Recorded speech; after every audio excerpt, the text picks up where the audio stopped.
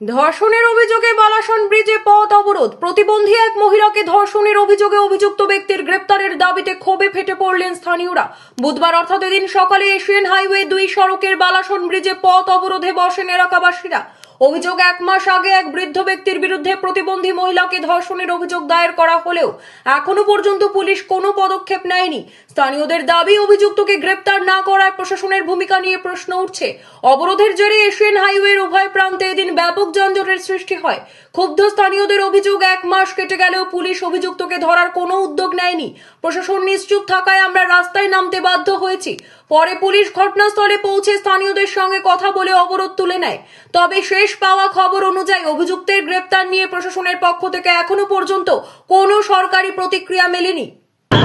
বালাসন বাজারে প্রতিবন্ধী মহিলাকে ধর্ষণ করেছেন 62 বছরের বয়স্ক বুড়ো। তিনি সাধু বলেন, আমরা তো অসাধু বলবো। 62 বছরের বুড়ো, তার নাম ব্রজেন্দ্রনাথ বর্মন। তিনি এক অসুস্থ মহিলার ঘরে, প্রতিবন্ধী, তার ঘরে তার অসুস্থ ছিলেন, জ্বর অবস্থায় তাকে গিয়ে ধর্ষণ করেন। আজ থেকে 1 মাস 21 দিন হয়ে গেল। থানাতে আমরা 7-8 বার গিয়েছি, থানার থেকে কোনো আমাদেরকে আশ্বাস দেননি। এখনো পর্যন্ত কোনো আশ্বাস দিচ্ছেন না, তারা খালি বলছে দেখছি।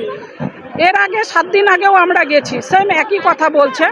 তো এইভাবে যদি ধর্ষক ঘুরে বেড়ায়, ধর্ষককে যদি শাস্তি না দেয়, দিনের পর দিন এগুলো ঘটনা ঘটেই যাচ্ছে। আমাদের সন্তানদের আমরা মানুষ করব কি করে যদি এইভাবে ধর্ষকরা পার পেয়ে যায়?